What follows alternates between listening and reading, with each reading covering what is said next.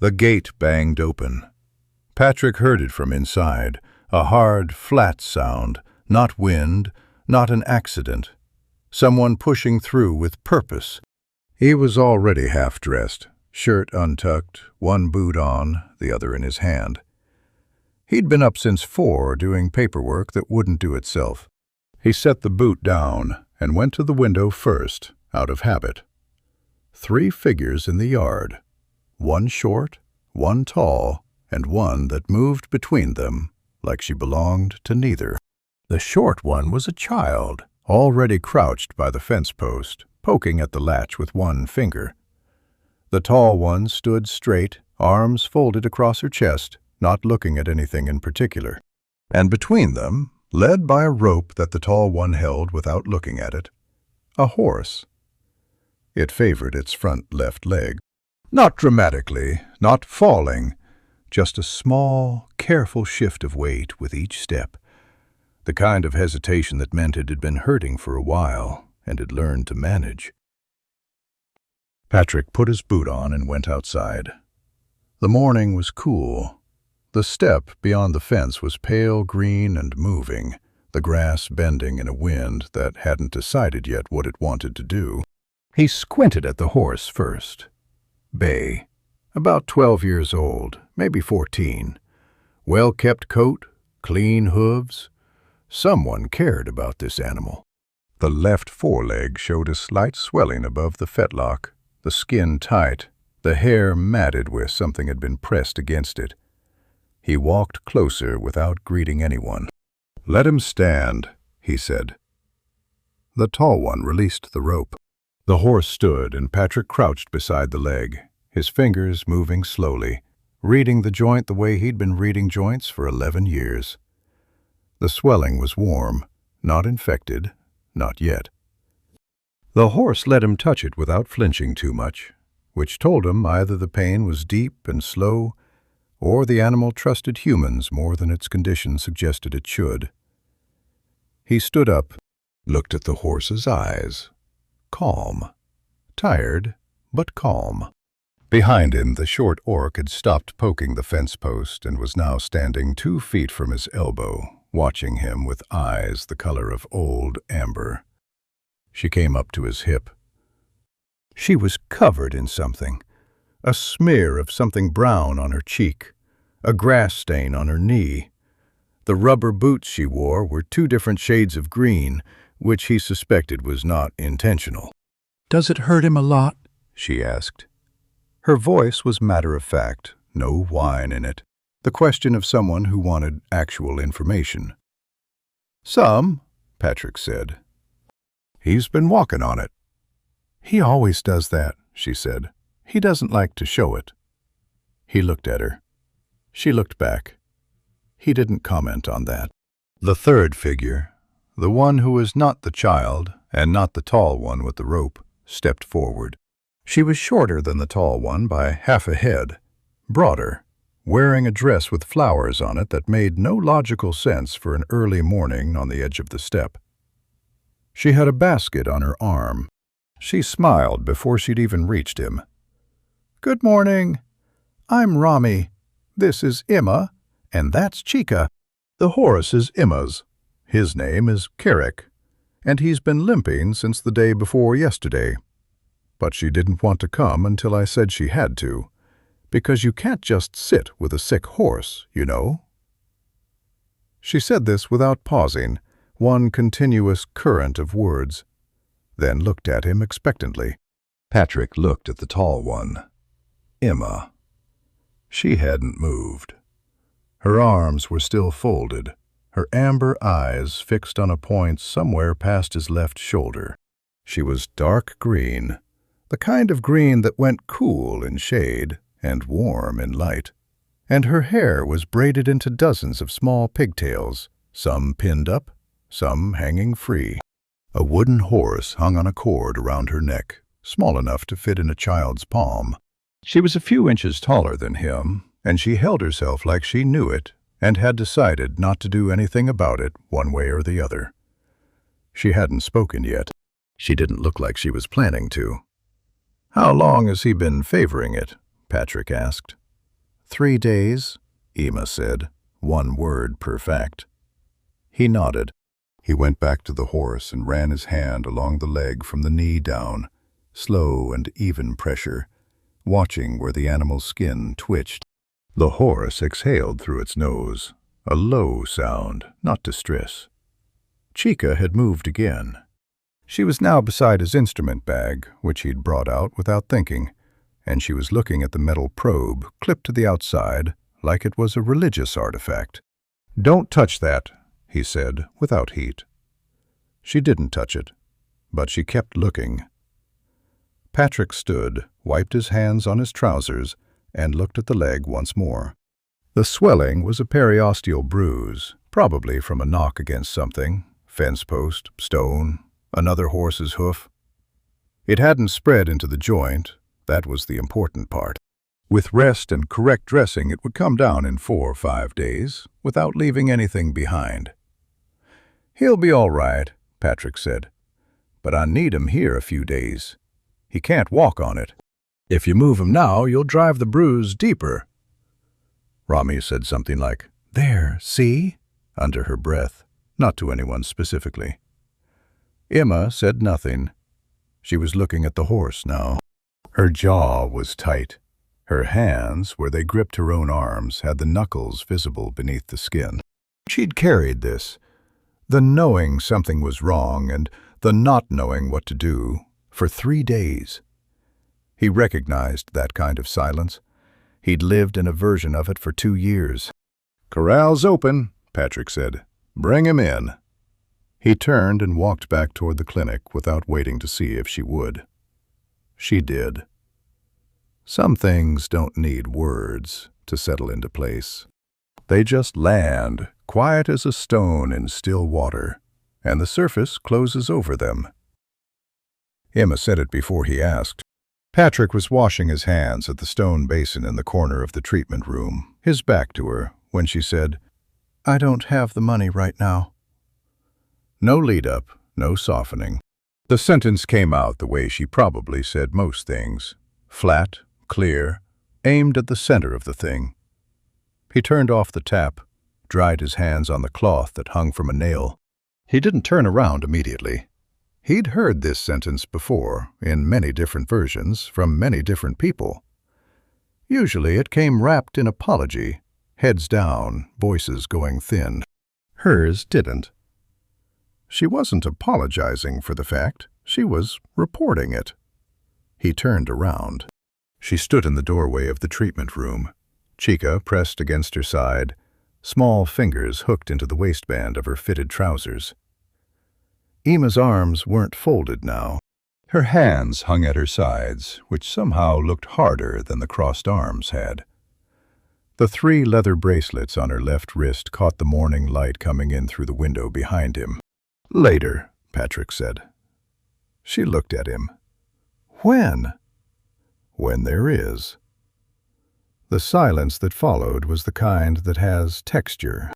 Ima stood in it, and he could see her working through what he'd just said. Not the words, which were simple enough, but the shape of them, the logic behind them. He watched her look for the catch, the condition attached somewhere in the fine print, the thing she'd owe that wasn't money. There wasn't one.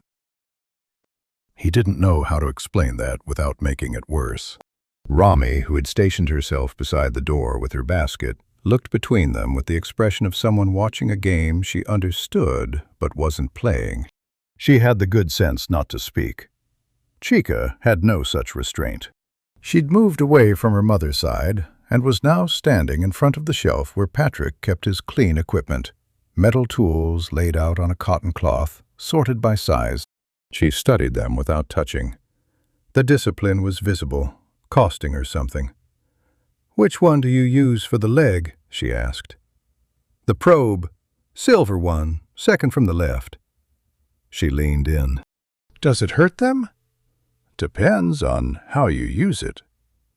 "What if you use it wrong?" "Then, yes." She considered this with full seriousness. "Have you ever used it wrong?" He thought about that honestly. "At the beginning. Not for a long time. Ima was still watching him. He could feel it even when he was looking at Chica.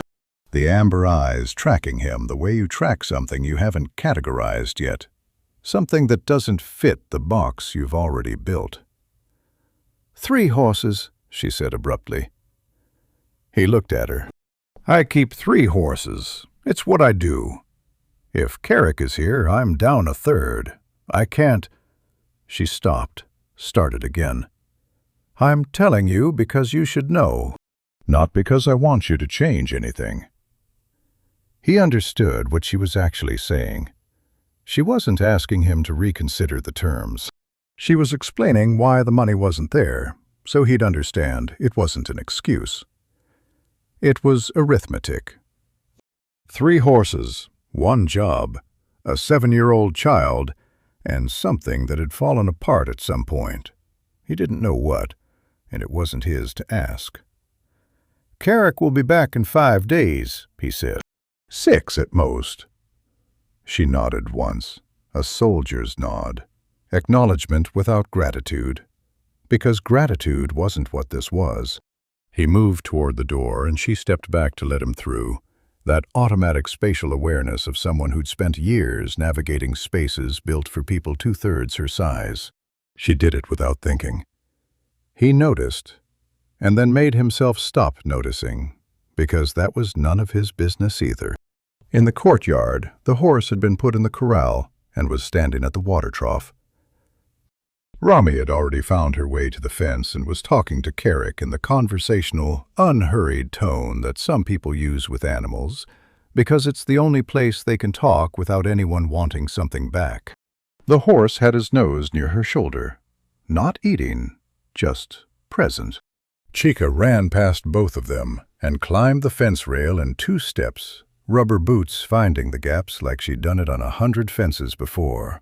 She sat on the top rail and looked down at the horse with both hands on her knees, proprietary and calm. He looks okay, she announced. He's tired, Patrick said. He's always tired in the morning. She said it with the certainty of a person who knows an animal well enough to tell its moods from across a yard. Patrick looked at her and thought that 7 years was enough time to learn one horse completely, if you paid attention, which she clearly did. Emma had come to stand at the fence without touching it. She looked at Carrick with something that didn't have a simple name. Not worry, exactly. Not relief. Something between the two that lives in the chest and doesn't dissolve quickly. Patrick leaned on the opposite fence post. The step beyond the corral ran flat and green to the horizon, the wind pulling the grass in long, slow waves. He'd stood in this spot 1,000 times. He didn't usually think about it. I'll check the leg twice a day, he said, morning and evening. You don't need to be here, but you can if you want. Emma looked at him sideways. Why would I not be here? It wasn't a hostile question. It was a genuine one. She didn't understand why he'd offered the option. In her arithmetic, the horse was here, therefore she would be here. That was not up for discussion. All right, he said. Rami laughed at something, probably nothing, probably something Carrick had done with his ears, and the sound came across the yard loose and warm, the way her sounds always seemed to, already at home in a place she'd been for less than an hour. Patrick pushed off the fence post and went back inside. He had 3 other animals to check before noon, a supply delivery at 2, and paperwork that had been waiting 3 days and would wait 3 more. He filled a bowl of feed and left it on the counter. He put the kettle on. He stood in his kitchen for a moment, looking at the 2 cups on the shelf, and then took one down and made himself tea. 1 cup, the same as every morning. The kettle didn't know anything had changed. But something had. He just couldn't say what. She came at dawn. Patrick heard the gate the first morning before he was fully awake. A careful sound this time, not the hard bang of the first day. Someone who knew where the latch stuck and worked around it. He lay still for a moment, listening, then got up. By the time he reached the window, she was already up the corral fence, her hands wrapped around the top rail, looking at Carrick. She'd braided her hair differently. Some of the pigtails were pinned tighter, out of the way. She was wearing the same boots. He put the kettle on and went out to check the leg. They worked in silence. He crouched beside the horse, unwrapped the dressing, examined the swelling, down slightly, the heat less angry than the day before.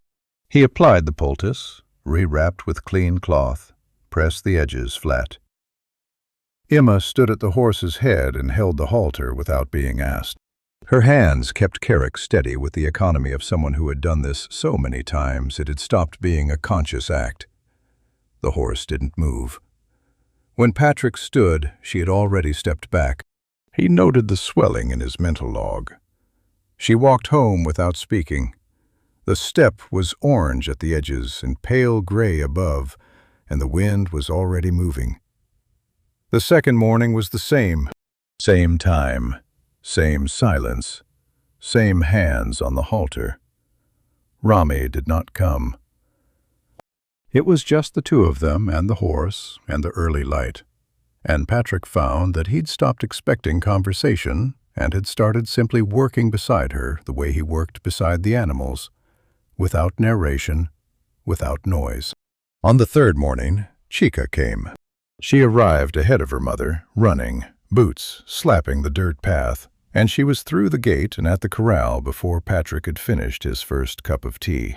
He came out to find her already talking to Carrick through the fence rails, informing him in a serious voice about something that had apparently happened with a goat at Rami's place the previous afternoon. The horse listened with his ears forward.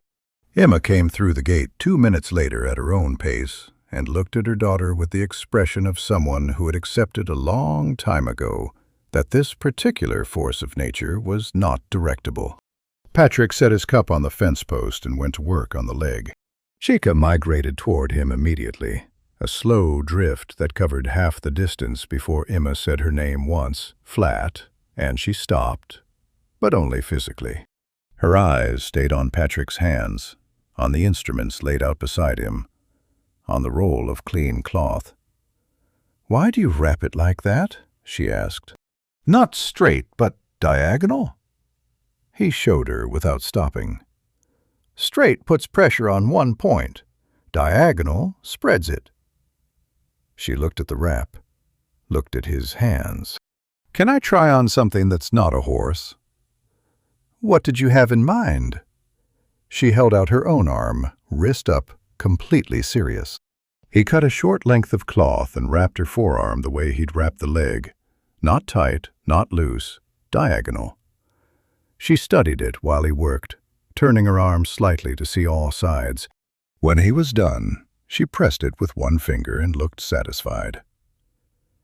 "It feels even," she said. "That's the point." She kept the wrap on for the rest of the morning. He noticed her showing it to Carrick at one point, holding her arm up to the horse's nose as evidence of something. Emma watched this without comment. She'd moved to the fence and was checking the rail for loose nails, pressing each one with her thumb. Not because anyone asked her to, but because she'd found something that needed doing, and her hands didn't like being still. She pulled a short nail from her belt pouch and tapped it back into place with a stone she picked up from the ground. Clean, efficient, no ceremony. Patrick hadn't asked her to do that, either. "Does it hurt them?" Chica asked. She was back at his elbow, the wrapped arm pressed to her chest now. "The injection." For a second. "Do they know it's going to help?" He considered that. "No, they just know it hurts." She thought about this with her whole face, brow down, mouth to one side. "That seems unfair." "It is," he said. "They trust you anyway." She looked at Carrick. The horse had turned his head toward them both, ears shifting, following the sound of voices the way horses sometimes did when they couldn't determine the significance of what was being said. She reached through the rail and put her small hand flat on his nose. He didn't pull back. "He trusts you already," she told Patrick. Behind them, Emma had moved on from the fence rail and was now at the gate checking the hinge. Patrick heard the soft, metallic complaint of it, the small adjustments she made, the way the swing changed after, smoother, no drag. She said nothing about it. She simply moved to the next thing. He watched her for a moment without watching her. The way you learn to look at something sidelong when looking directly would mean something neither of you is ready for. She had good hands. He'd noticed that the first morning. Long-fingered for an orc, precise in the way they moved, not delicate, nothing close to delicate, but exact. The kind of hands that knew how much force was enough and never used more. He didn't say any of this. He packed his instruments, rolled the cloth, and picked up his cup from the fence post. "Legs better," he said to no one specifically. "Another 3 days, maybe 2 if he keeps off it." "He will," Chica said firmly. "I'll tell him." Emma had come back to the corral. She looked at the horse for a moment, that same unnamed thing in her face, the one that lived between worry and relief. And then she looked at Patrick's hands where he was latching the instrument bag, and something in the set of her jaw shifted. Not much, a degree or 2. She didn't say anything. But she stopped leaving immediately. She stood by the fence for another few minutes, and Patrick went inside and washed his hands, and did not look out the window to see when she left. Some silences aren't empty. Some of them are just waiting for someone to figure out what they're for. Rami arrived at 10 in the morning with her basket and no particular reason. Patrick was in the annex, restocking the supply shelf when he heard her come through the gate. She had a way of arriving that announced itself, not loudly, but completely, the way warm air announces itself when you open a door. He came out to find her already at the corral fence, basket on her arm, speaking to Carrick in the same unhurried stream she'd used the first morning. The horse had come to the fence. He had not come to the fence for Patrick that morning, which Patrick noted without offense. Emma was already there. She'd come at dawn as usual, checked the horse, stayed. She was sitting on the upturned crate near the water trough, elbows on her knees, watching Carrick move along the fence line. The swelling was down enough that he walked with less hesitation now, testing the leg in small increments, the way animals did when they were deciding whether to trust their own body again. Rami looked at Emma. Emma looked at Rami with the expression of someone who had already accepted that this was simply what Rami did, arrived, filled the space, could not be redirected. "I came to check on things," Rami said. "You came to look around," Emma said. "Both can be true." Rami smiled. She had dimples that appeared and disappeared quickly, punctuation rather than decoration. She set her basket on the fence post and looked at the clinic, the courtyard, the annex, taking inventory in the cheerful, systematic way of someone who knew everyone's business and considered this a form of care. "He keeps it clean," she said, meaning the clinic. "Some of them don't." Emma said nothing. Patrick came out with a cloth over his shoulder and stopped when he saw both of them. He'd known Rami was there. He hadn't known Emma was still here. "Mornin'," Rami said. "I'm not in the way." "You're fine," he said, because she was, and because saying otherwise would not have changed anything. He went to the corral and opened the gate and walked to Carrick slowly, giving the horse time to track him, decide about him, settle. He ran his hand along the neck first, the shoulder, then crouched beside the leg. The swelling had reduced to a firm line along the bone rather than a spread. The heat was nearly gone. Another 2 days, he thought. maybe one. He was aware of Emma watching him. He'd been aware of it every morning, but something about this morning was different, because Rami was there as well, and the two of them made a different kind of silence than one person alone. Rami was quiet for almost a full minute, which for her was an effort. She used it to watch Patrick work. Then she started talking again, about the chickens, about a fence post that needed replacing, about something her neighbor's dog had done that was both destructive and impressive.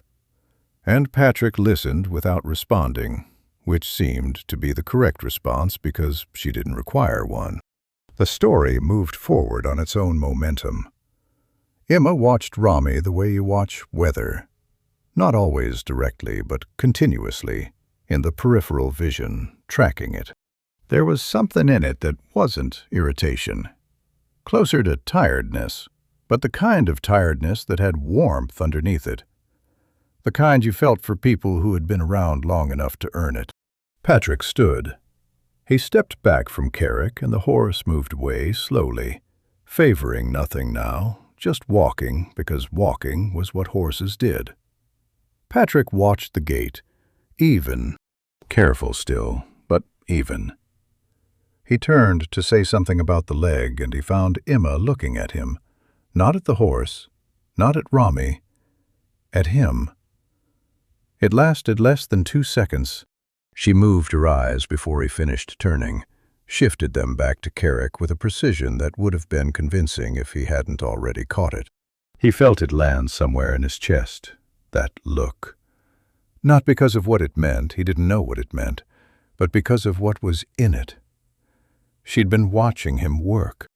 Really watching, the way you watched something that confused you. Something that didn't behave the way the category it belonged to was supposed to behave. He looked away, crouched back to the leg for no reason, checking something he'd already checked. Rami had moved on to a story about a goat and a gate, and a market day that had apparently ended badly for the gate. Emma made a sound, not quite a laugh, not quite a sigh, something compressed in the middle of her chest that escaped before she could stop it. Patrick heard it. He didn't look up. He had it coming, Emma said, meaning whoever owned the gate. He absolutely had it coming, Rami agreed, with feeling. A pause. Then Rami said without any change in tone, "Patrick, do you want anything from the market Thursday? I'm going anyway." He straightened up. "No." "You sure? You look like someone who hasn't bought food in a week." "I have food." "You have whatever was already there when you stopped thinking about it." She said this without judgment, as a statement of observed fact. She looked at him with the direct, comfortable attention of someone who did not find other people's business intrusive, but rather essential. He had no answer for that. That was also not true. Emma was looking at Rami now, then, briefly, at Patrick. Something crossed her face, not sympathy, not quite, more like recognition. The kind that comes from knowing that particular shape of living. The shape of someone who has been alone long enough that the edges of it have gone smooth. She didn't say anything. She looked back at Carrick, but she didn't fold her arms again. She'd had them folded the first morning, closed, contained, a wall made of posture. Now her hands hung at her sides, 3 leather bracelets on the left wrist catching the mid-morning light. It was a small thing. It probably meant nothing. Patrick looked at it for 1 second, and then looked at the horse, and then went inside to write up the morning notes. He sat at his desk. The courtyard was visible through the window. He could hear Rami still talking, the sound of it coming through the glass, muffled and warm, and under it the occasional lower sound that was Emma. He wrote down the measurements for the leg, the reduction in swelling, the improved gait. Clinical notes, exact and dry. He did not write down any of the other things. There was no column for those. He had not looked at anyone the way he'd looked at Emma in a long time. He didn't examine why. He just set his pen down and looked at the numbers until they were only numbers. And then he picked it up again.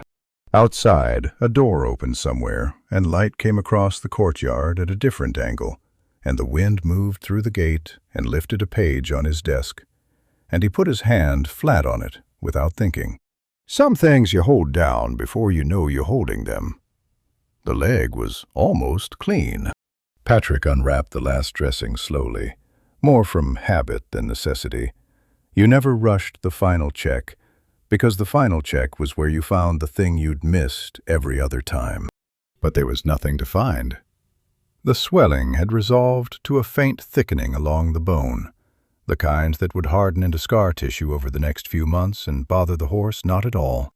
The skin was cool. The hair was growing back where he'd clipped it. He sat back on his heels and looked at the leg for a moment. Then he stood. "He's close," he said. "One more day of rest. Tomorrow morning he can go home." Ima stood at Carrick's head.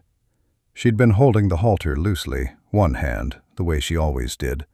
Not gripping, just present. The horse had his eyes half closed in the early warmth. The late spring sun had come in over the step at a low angle and lay across the corral in a wide, flat sheet, and everything in it looked unhurried. Chica was not here this morning. "School," Amma had said when she arrived, with the tone of someone reporting a logistical fact rather than a domestic one.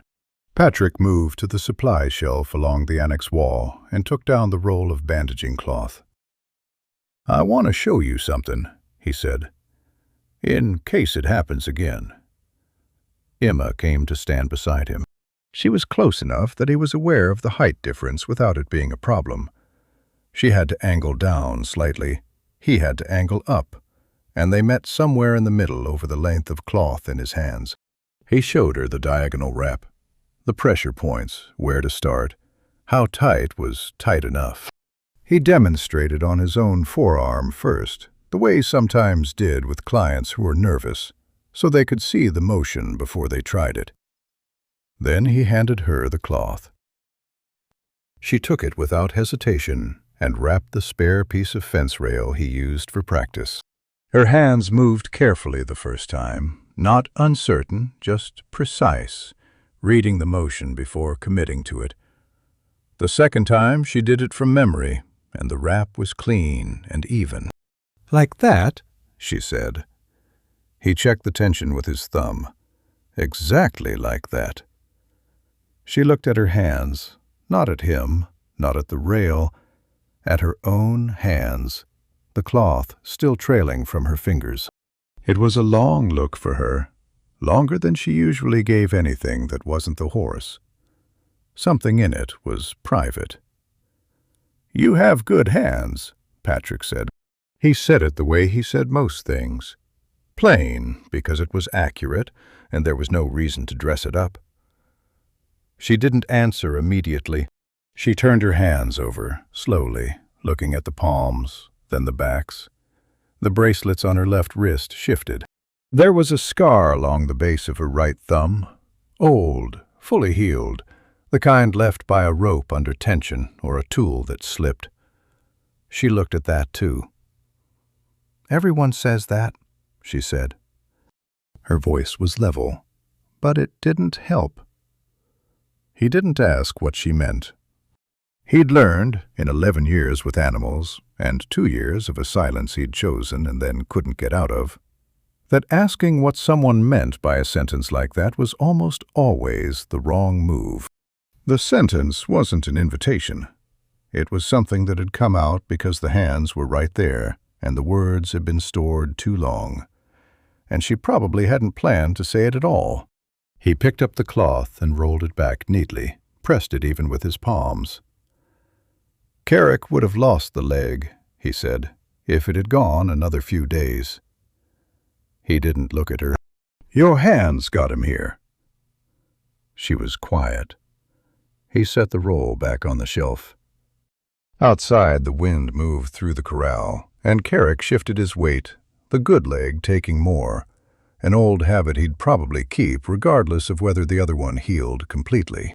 Animals carried their past in their bodies long after the injury was gone. So did people, mostly. Emma set the practice rail back against the wall. She did it with care, the same care she gave everything.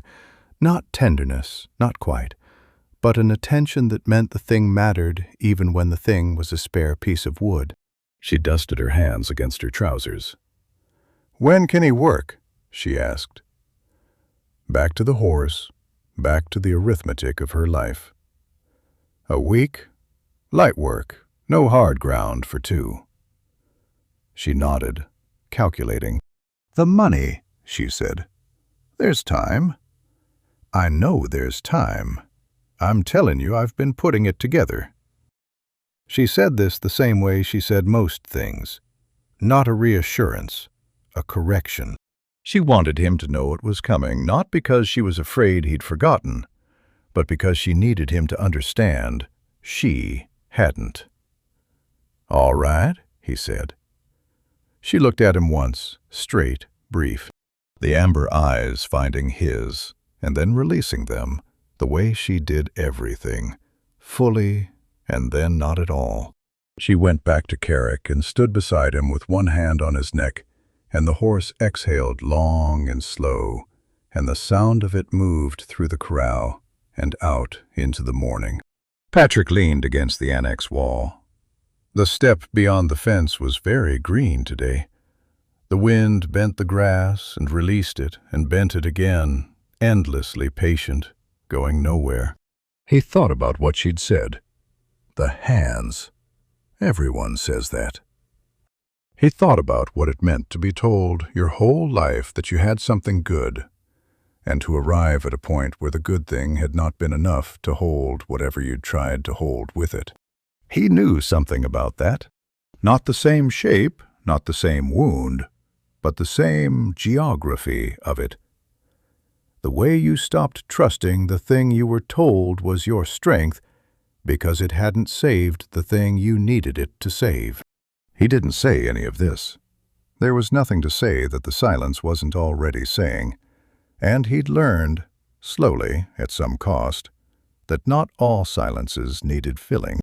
If you've ever been told you were good at something and still felt it wasn't enough, you know what Amma was holding in that moment.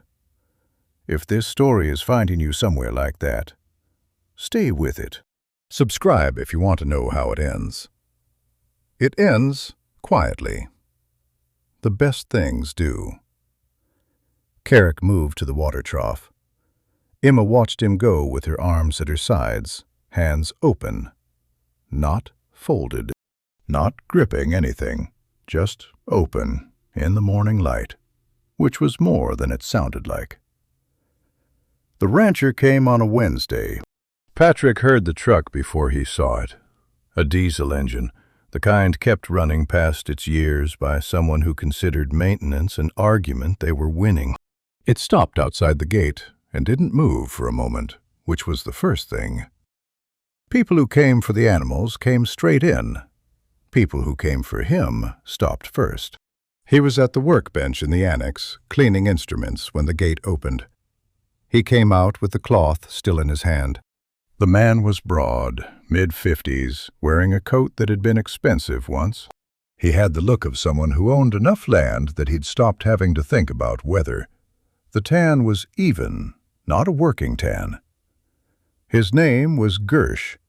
He ran cattle on the eastern edge of the village boundary, 200 head at least, and he'd been Patrick's largest single client for 6 years.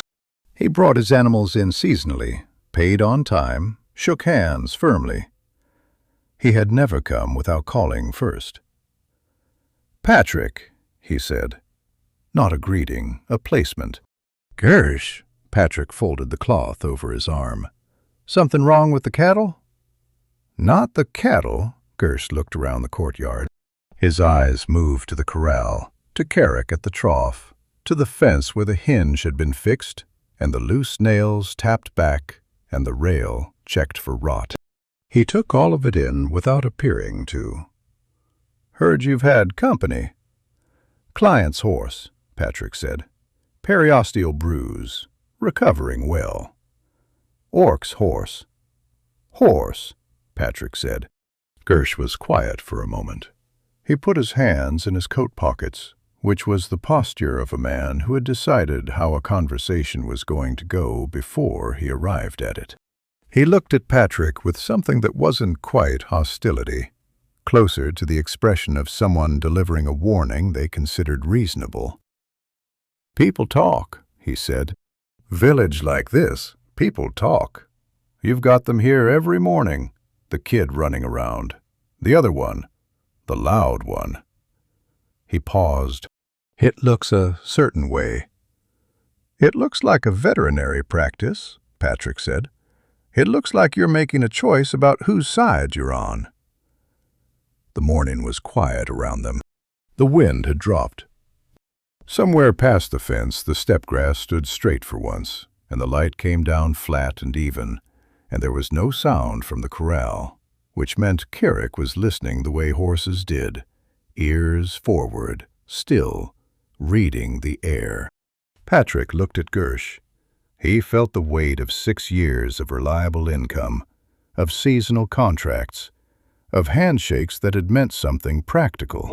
He felt it the way you felt a stone in your hand. Real, solid, the specific gravity of it. "I heal animals," he said. "All of them."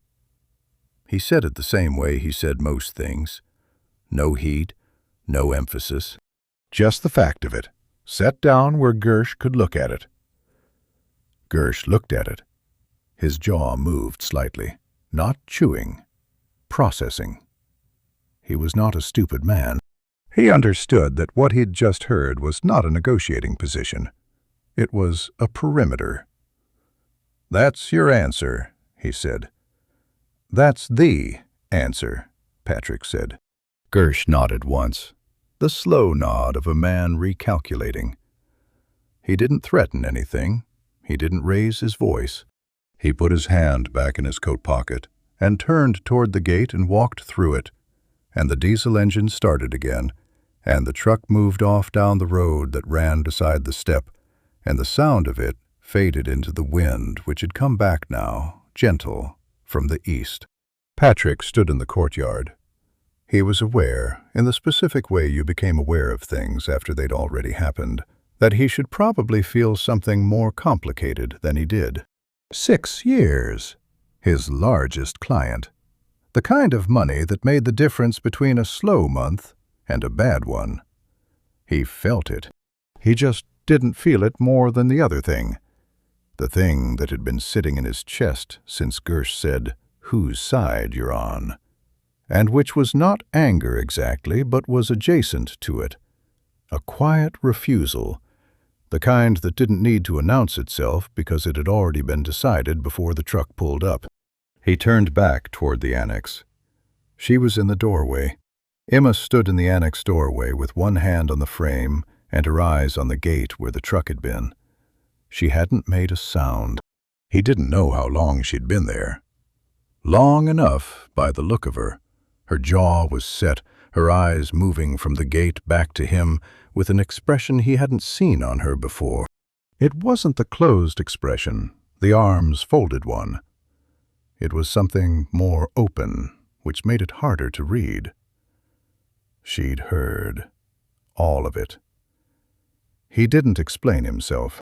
He picked up the cloth from where he'd set it on the fence post and went back to the annex. She stepped aside to let him through. He went back to the instruments, picked up where he'd left off. Cloth, metal, slow, even pressure. Emma didn't leave. She stood in the doorway for a moment, and he could feel her working through something, running it against everything she knew about how people behaved, checking it for the part that made sense.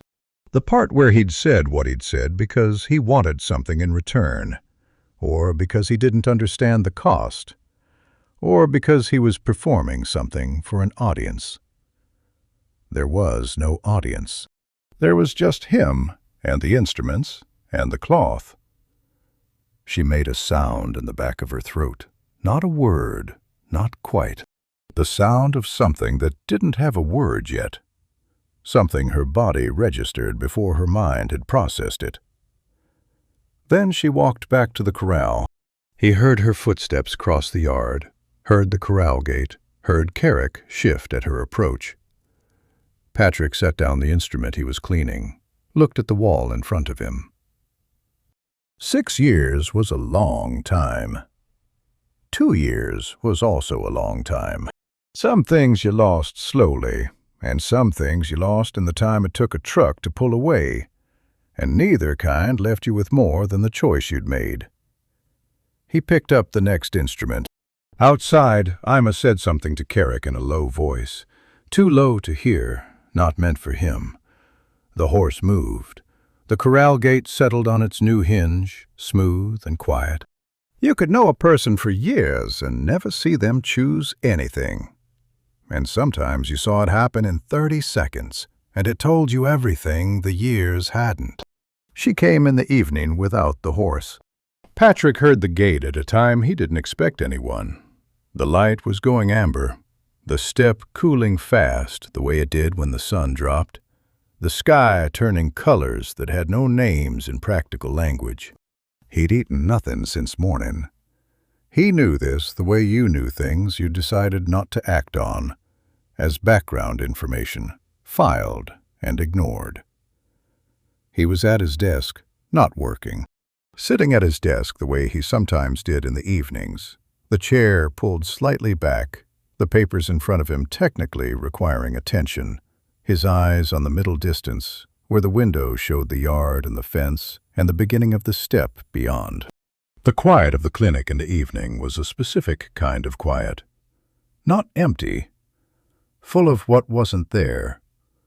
The footsteps crossed the yard differently than they did in the mornings, slower. Not hesitant. Ima didn't do hesitant. But measured, like someone who had made a decision and was now executing it without hurrying. He heard the knock on the door frame, not the door. The frame, knuckles on wood, matter of fact. "Come in," he said. She came in. She was wearing a different jumper, darker, no shoulder visible, the neck higher. She had a container in her hands, the kind with a clip lid, the kind used for carrying food from one place to another. She set it on the table beside his papers and stepped back. "Rami said you haven't been eating properly," she said. She looked at the container, not at him. She would have come herself, but she had the chickens. He looked at the container, then at Ima. "She asked you to bring it." A pause that answered the question without answering it. "She mentioned it," Ima said. He understood the architecture of what had just happened. Rami had mentioned it the way Rami mentioned most things, completely, at volume, probably more than once, until it became impossible to continue not doing anything about it.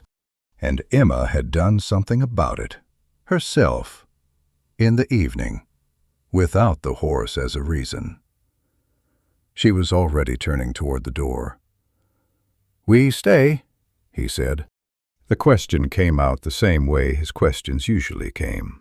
Plain, without weight attached, just the words. He hadn't planned to ask it. It was accurate, so he said it. She stopped. Her hand was not quite at the door frame. A long pause. Not the pause of someone deciding, more the pause of someone letting themselves finish deciding something they'd already started on the walk over. "No," she said. She left. The gate closed, the good hinge doing its job, and her footsteps moved away across the dirt road and disappeared into the sound of the wind. Patrick sat for a moment. Then he got up and opened the container. Rice by the smell of it, and something with herbs. Thyme, he thought, and something else he didn't have a name for, something that belonged to whoever had cooked this rather than to any recipe he knew. There was a piece of flatbread folded on top, still carrying warmth through the container wall. He found a fork. He sat back down at his desk and ate. It was good. Not complicated. Rice, vegetables, something with a faint heat to it that built slowly and then settled. The flatbread was dense and had a slight char on one side. He ate without thinking about anything in particular, which was unusual. He generally thought about something while eating, on the rare occasions he ate at the desk. Paperwork, supply lists, the day's cases. Tonight his mind stayed level and quiet, moving with the food rather than around it. He ate everything. He set the fork down and looked at the empty container. The lid sat beside it, clipped back on reflex. Outside, the step had gone dark at the edges, and the last light was a thin line above the horizon, the color of embers.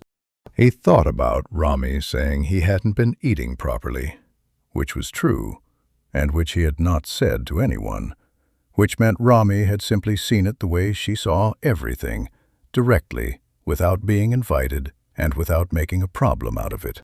He thought about Emma walking across the village in the evening with a container in her hands, not because she wanted to, but because the alternative was knowing she hadn't.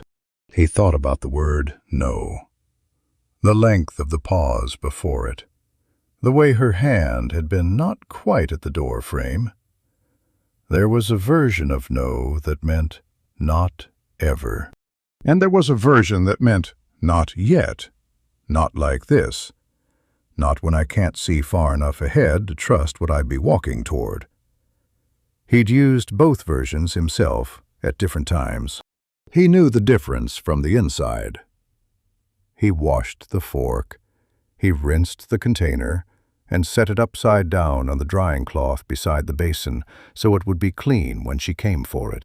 He hadn't thought about whether she would come for it, he just set it out. Then he went back to his desk and picked up the papers that needed attention and worked until the last of the light was gone and the lamp was the only bright thing in the room. The food sat in him steadily, the warmth of it working outward from the center. His hands on the papers felt less mechanical than they had in the morning. He didn't think about why. Some things don't require analysis. A person brought food because another person hadn't been eating. The food was good. The night was quiet. That was enough. Sometimes enough was not a compromise. Sometimes it was the whole thing. The letter arrived on a Friday. Patrick found it under the door in the morning. Not delivered by hand, not slipped through with any particular subtlety, just there on the floor when he came through from the back. An envelope with the veterinary authorities' seal on the upper left corner, the kind of envelope that had its own gravity before you opened it. He stood in the doorway of his own clinic in his socks and held it for a moment, reading the outside first, which told him nothing except that it was official and therefore meant to feel heavy. He opened it. Inspection. 14 days. Complaints received regarding sanitary conditions and record-keeping practices. A formal list of what they would be looking at. The language was careful and procedural, and said everything with the flatness of something that had been filed, processed, and forwarded without anyone examining the original claim. He set it on the desk, stood looking at it. He knew exactly where it had come from. Not from the language or the filing date, but from the timing. A week after a diesel truck had pulled away from his gate with a man inside it who had not gotten the answer he'd come for. The complaint existed because of 30 seconds in a courtyard and 3 words spoken plainly into the morning air. He had known there might be a cost. He had not known the shape of it. He went through his records first, all of them, methodically, the way he did everything, starting from the oldest and working forward. The records were good. He kept good records because animals couldn't tell you what was wrong a second time if you forgot to write it down the first time. Supply logs, treatment notes, dates, dosages, outcomes. The sanitary conditions in the clinic were what they always were: clean, organized. The kind of order that came not from inspection anxiety, but from 11 years of working in a small space and knowing where everything was in the dark. There was nothing to find. That didn't mean the inspection wouldn't cost him 2 weeks of pressure and a formal mark on his file that would require paperwork to clear, regardless of outcome. He sat with that for a while. Then he called Rami. He hadn't planned to call Rami. He'd planned to call the authorities' office and ask procedural questions about the timeline. But the phone was in his hand, and he found himself saying her name instead, which told him something about what he actually needed, which was not procedural information. He told her flatly, the letter, the timing, the probable origin. He didn't ask for anything. He just told her because she was the kind of person who received information and knew what to do with it. And because he was tired of knowing things alone. Rami was quiet for 4 full seconds, which was long for her. "I'll call you back," she said. She called back in 20 minutes. "Don't do anything," she said. "I'm coming over." She arrived in 40 minutes with her basket and Ima behind her. Ima had not been told, apparently, until Rami appeared at her door. He could see it in the way she came through the gate. Not the measured morning pace, something faster, something that had been accelerated by information received in motion. She looked at him first, then at the clinic, then at him again. "Show me," she said. He showed her the letter. She read it standing up, holding it with both hands, her eyes moving through it quickly, and then going back to the top and moving through it again. Her face gave nothing away while she read. When she finished, she set it down on the desk with a precision that was controlled rather than calm. "Gersh," she said. "Probably," he said. "Not probably." He didn't argue. Rami had set her basket down and was already at the window looking out at the road, as if the village were a system she was reading, which, in some sense, it was. She knew everyone. She knew their grievances and their histories and the specific ways they were likely to behave when something moved against them. She had been here longer than either of them, and she held that knowledge the way she held everything, lightly, readily, available to use. "Maran will sign," Rami said, not turning from the window. "And old Devitt. Possibly the Hakon family, if I explain it right." She turned. "You've treated their dogs, both of them, and the goat." "I treated the goat," Patrick said. "The goat was their daughter's. It counts more." She was already pulling her phone from her pocket. What happened over the next 6 hours was not dramatic. It was the opposite of dramatic. Rami made calls, short, direct calls, her voice moving from warm to businesslike and back again, depending on who was on the other end. Emma sat at Patrick's table and wrote, in a careful hand, a factual account of Carrick's treatment. Dates, procedures, outcomes, the condition of the clinic on each visit. Not testimony, documentation. She did it without being asked, without discussing it with him first, simply because she had identified what was needed and her hands were good for it. Patrick checked the supply room again. Reorganized nothing because nothing needed reorganizing, but checked it because having something to do with his hands made the waiting bearable. By evening, there were 5 people at his door.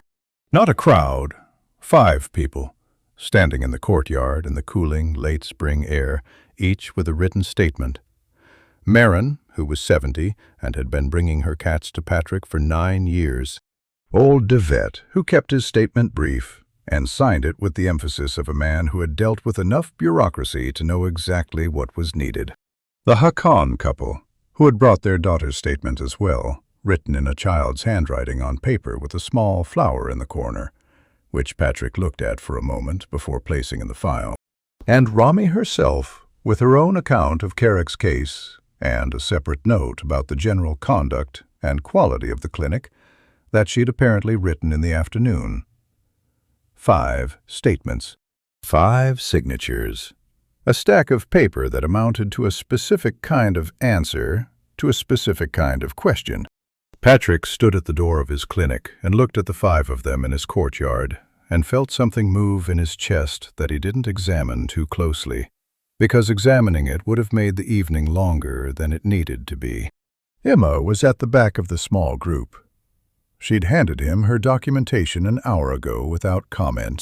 Now she stood with her arms at her sides, not folded, watching him take the last statement from Marin and add it to the file. He looked at the stack of paper, then at the courtyard full of people who had come without being asked to do more than sign. "Thank you," he said.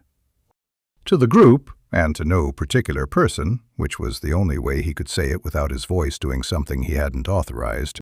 Marin waved her hand dismissively, the gesture of someone who had decided long ago that thanks were less useful than action. David nodded. The Hakens spoke briefly to Rami about something involving the Thursday market, and then, one by one, they went home, back through the gate into the evening, until only Rami and Emma were left. Rami squeezed his arm once, a brief, firm contact, the kind that meant, "I see this, and it matters." And then she too went through the gate, calling something back over her shoulder about the chickens needing feeding. Emma looked at the file in his hand, then at him. She said nothing.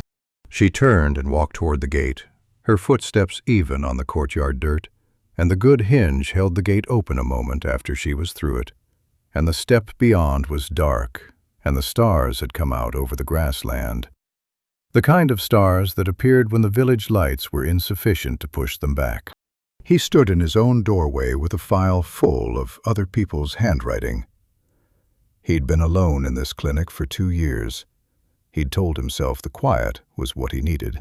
Told himself the animals were sufficient company, and the work was sufficient purpose, and the silence he'd chosen was something other than loneliness, because he'd chosen it. The file was heavy, not from the paper.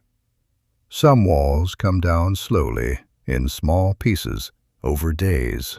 And some come down on a Tuesday evening, when 5 people stand in your courtyard with their names written on paper.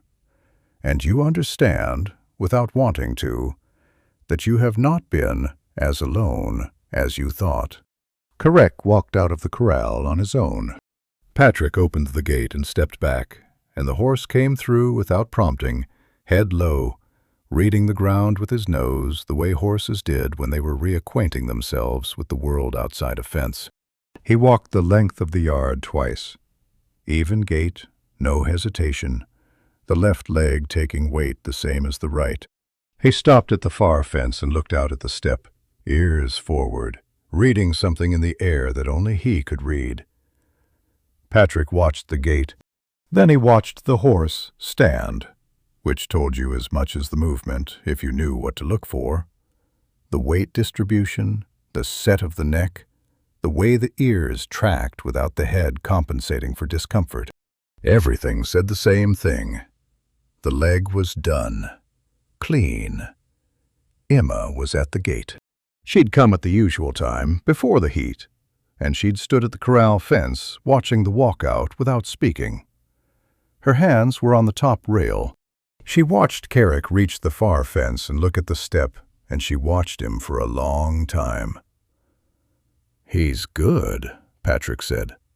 She nodded. She knew. She'd known before he said it, probably before Carrick had taken 3 steps.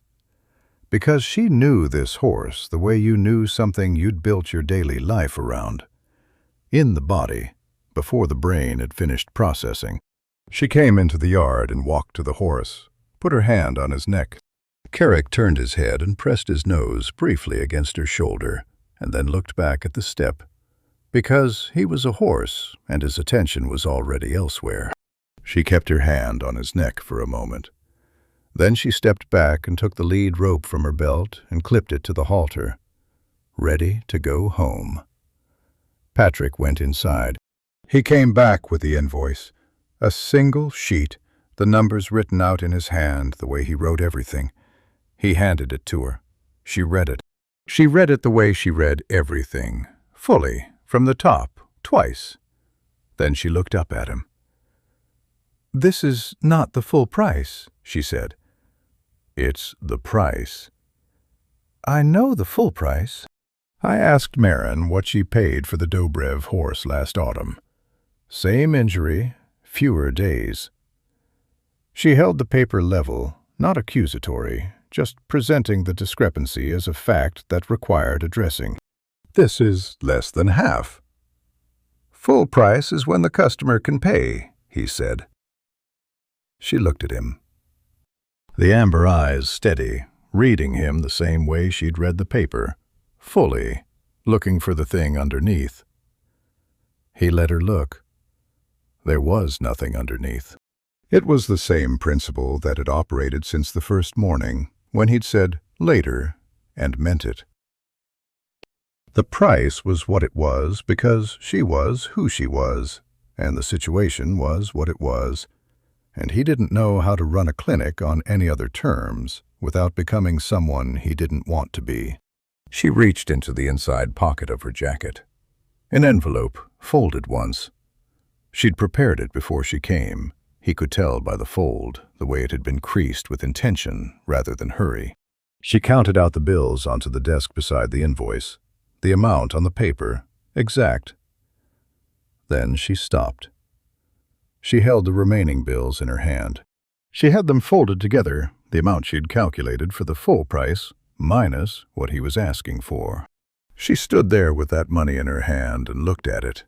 And he didn't speak. And the clinic was quiet around them, the morning sounds of the step coming through the window, grass, wind, a bird somewhere out beyond the fence. The money stayed in her hand for a long time. He had the sense she was running something through, not an argument, not a calculation, something older than both of those. The way her people measured debt, perhaps. The way you handled being given something you hadn't asked for and couldn't easily balance. In her world, from what he'd understood across the past days without being told directly, kindness arrived with conditions attached. Not always visible conditions, not always immediate, but there. The expectation of eventual return, of eventual leverage.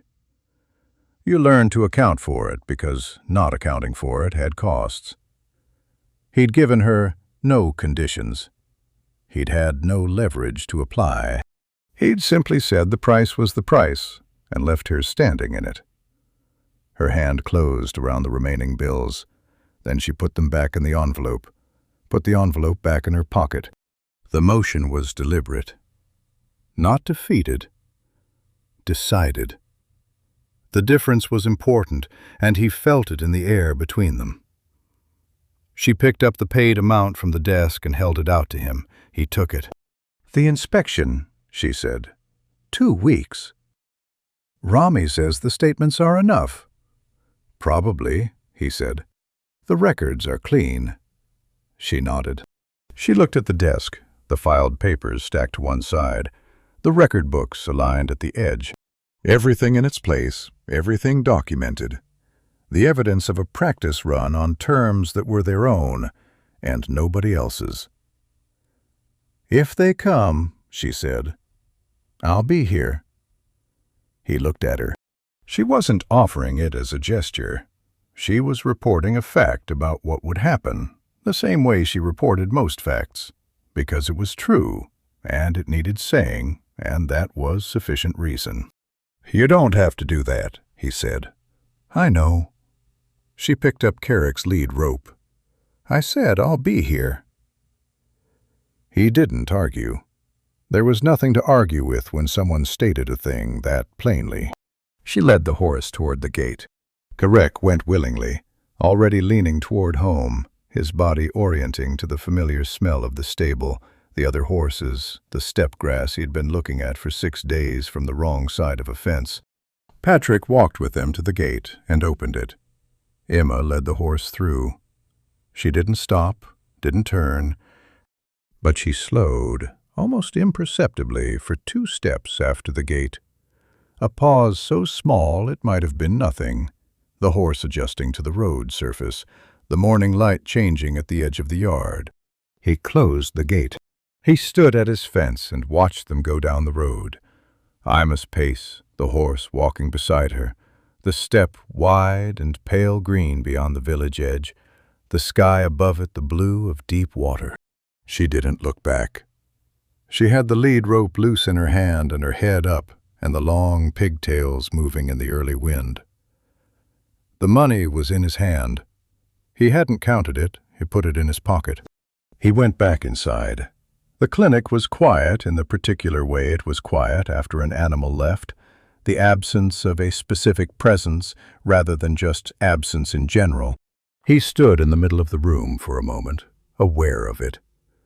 He had worked for 11 years in this clinic. He had treated what came through the gate.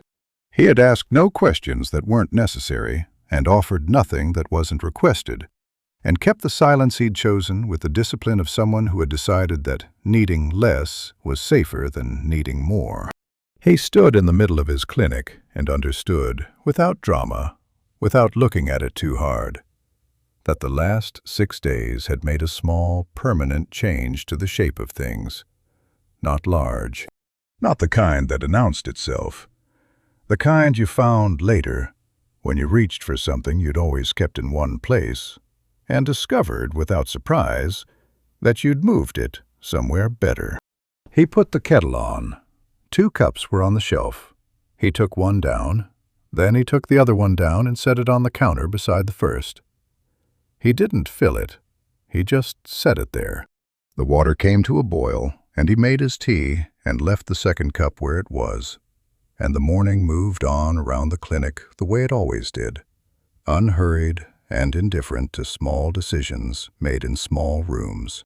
But the cup was there. That was different from before. Chica came running. Patrick heard her before he saw her. The slap of rubber boots on the dirt road, uneven and fast, the sound of someone who had decided to run and committed to it completely. The gate banged open in the old way, the first morning way, and she was across the yard in seconds and up to the clinic door with both hands on the frame, slightly out of breath, looking up at him with her amber eyes and the absolute composure of someone executing a plan they considered airtight. "Mom sent me," she said. He looked at her. She had something on her chin, clay possibly, or something from the stable. Her overalls had a new patch on the left knee that hadn't been there before. Dark blue against the lighter denim, stitched in a straight line. She'd lost one hair elastic somewhere between home and here, because her ponytail was lower on one side, listing slightly. "All right," he said. "She said to ask about the medicine. For horses. In case the leg does the thing again." She delivered this with the confidence of someone reciting something memorized, which it clearly was, and which was clearly not the whole truth, and which both of them understood without discussing it. He considered her for a moment. She looked back at him with the directness of a child who had not yet learned to look away from things. He went to the supply shelf. He took down a small cloth packet, dried herbs, the kind he used in the poultice, the kind that reduced inflammation in soft tissue and cost him nothing to give away because he grew most of them in the strip of garden behind the annex. He tied it with a short length of twine. He came back and held it out to her. "Tell your mom it's just like that," he said. She took the packet and looked at it seriously, turning it over in her small hands, pressing it slightly to see if it was firm. She smelled it once, the way she investigated everything, thoroughly, without self-consciousness. "What does it smell like?" she asked. "Time, mostly." "And yarrow." "Is yarrow good?" "For this, yes." She nodded, satisfied. She tucked the packet into the front pocket of her overalls and patted it flat. She looked around the clinic the way she always did. The instruments on the shelf, the record books, the basin, the 2 cups on the counter that she looked at for a moment without commenting on. Then she looked back at him. "Are you going to come see the horses sometime?" she said. "Our ones. Emma says you could, if there was a reason." He thought about that, about the precision of it, if there was a reason. The door opened to the width of a reason and no wider, which was exactly the width it could be opened right now, and was therefore, from Emma, a generous measurement. "If there's a reason," he said. Chica accepted this.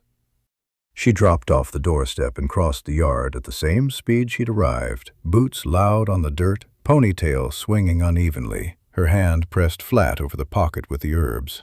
She went through the gate without looking back. Down the road she ran, toward the stable at the edge of the village, toward the horses and the steppe beyond. Patrick stood in his doorway. The morning was still. The wind had not come up yet. It came later now, the late spring tipping toward summer, the air holding its warmth longer before the steppe pulled it away. The sky was pale blue above the grass line, deepening as it went up, the kind of blue that had no bottom to it. He watched Chica go until she turned the bend in the road and was gone. Then he looked toward the stable. He couldn't see it from here, but he knew its direction. He knew the direction of most things in a village this size, the way you knew without thinking about it, the geography of a place settling into the body over years until it became its own kind of knowledge.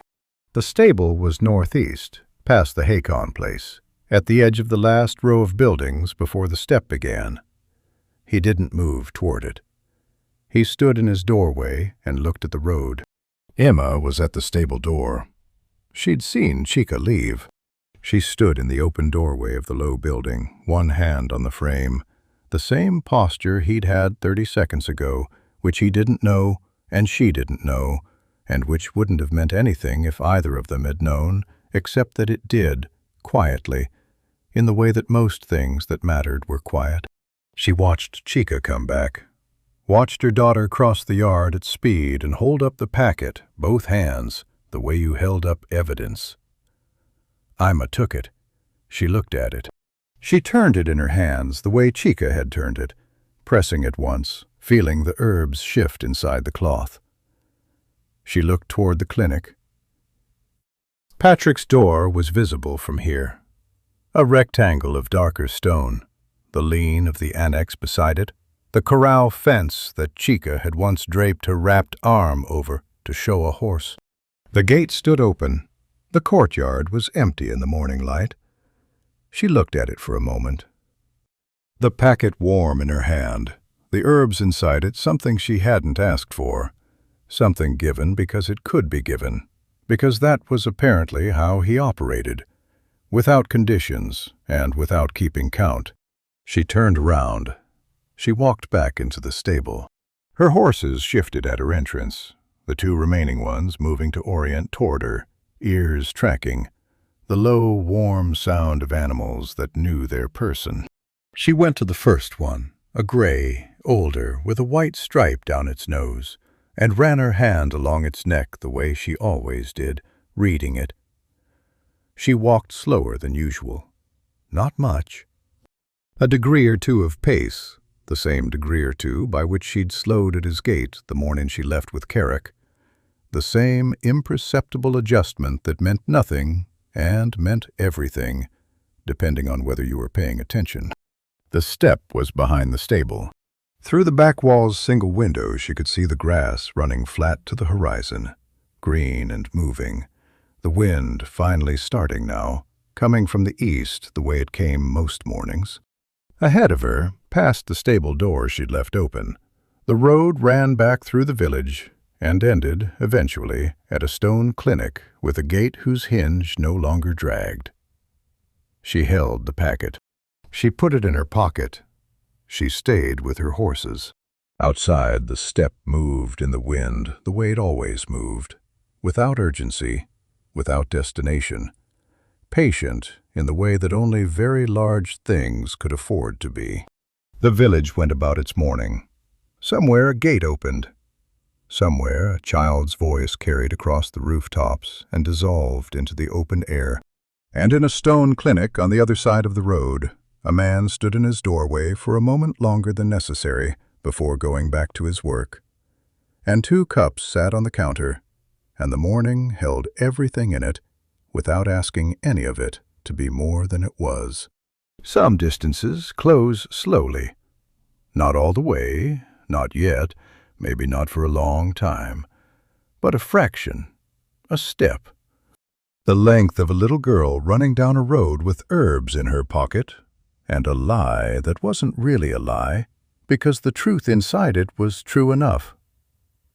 That's how it starts, when it starts. Not with a declaration, not with a decision you can point to, just with someone walking a little slower than they did the day before, and the space between 2 people being, by some small measure, less than it was. If this story found you somewhere quiet, subscribe so the next one can find you too.